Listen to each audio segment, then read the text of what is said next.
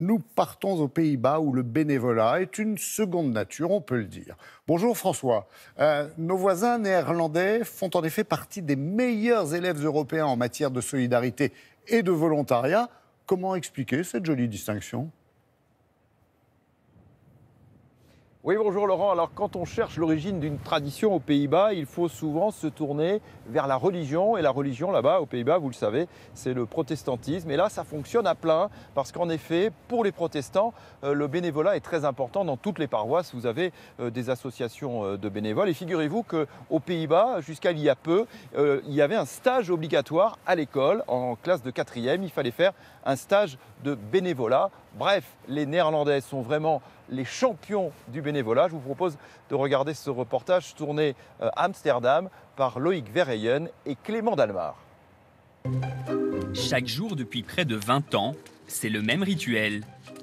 Nico sillonne ce parc de la banlieue d'Amsterdam à petite foulée pour ramasser les déchets laissés à l'abandon.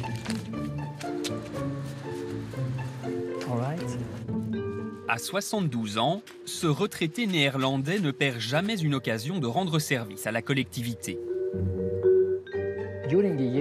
Au fil du temps, les gens venaient me trouver pour me dire « Oh mon Dieu, tu fais un travail fantastique, c'est merveilleux ».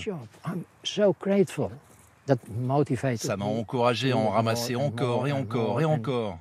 C'est devenu un hobby et j'espère continuer au moins jusqu'à mes 90 ans. Chez nos voisins du Nord, le bénévolat, c'est une tradition bien ancrée dans le quotidien. Oui, bien sûr, ça fait partie de la culture néerlandaise. Parmi mes voisins, mes amis, ma famille, oui, c'est très courant. Moi, je suis éduquée avec cette mentalité. Il faut aider, quand on a des biens, il faut aider un autre. Si vous ne faites pas de bénévolat, c'est plutôt mal vu. Selon les statistiques officielles, un Néerlandais sur deux se consacre au bénévolat à raison de 4h30 par semaine en moyenne. Cette culture de la solidarité n'a pas manqué d'interloquer cette Française arrivée aux Pays-Bas il y a 25 ans.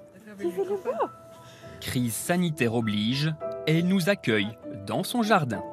Quand les enfants étaient à l'école primaire, je voyais plus de parents impliqués qui venaient faire la lecture aux enfants, qui participaient à des pièces de théâtre au sein de l'école. Alors qu'en France, je ne voyais pas ça, les écoles sont plus fermées.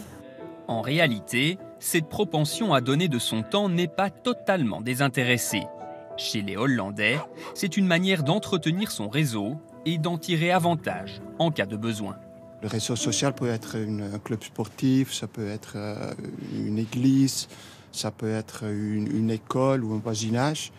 Et je pense que les gens ont compris, pour faire fonctionner ce réseau, on ne peut pas seulement tirer bénéfice, mais il faut aussi que, tôt ou tard, on apporte quelque chose. En territoire batave, on n'hésite pas à se retrousser les manches. Daniel en est l'exemple typique. 35 ans, employé dans la communication et bénévole de toujours. Depuis que le coronavirus a débarqué, elle fait les emplettes des personnes qui ne peuvent plus se déplacer. Pour moi, c'était une évidence d'être là pour les personnes qui en avaient besoin. Je pense que quand une pandémie nous touche, il faut agir collectivement pour améliorer la situation. Chaque semaine, elle se rend au domicile de ce couple de retraités confinés pour leur déposer leurs courses. Je vous les dépose ici, à distance ? Ok, merci beaucoup. On est très content qu'elle vienne nous déposer nos courses, vous savez. Daniel s'est porté volontaire via une plateforme d'entraide sur Internet. L'application Corona Helpers a vu le jour dès le début du confinement.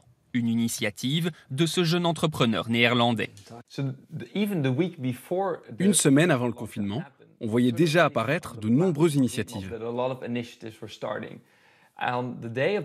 Nous avons inauguré le site le jour du confinement et dans les 48 heures qui ont suivi, 1,3 million de personnes se sont connectées. Cette plateforme est aujourd'hui la plus utilisée d'Europe avec des déclinaisons en Allemagne et au Royaume-Uni. Preuve que le dynamisme des bons samaritains du Nord s'exporte même au-delà des frontières.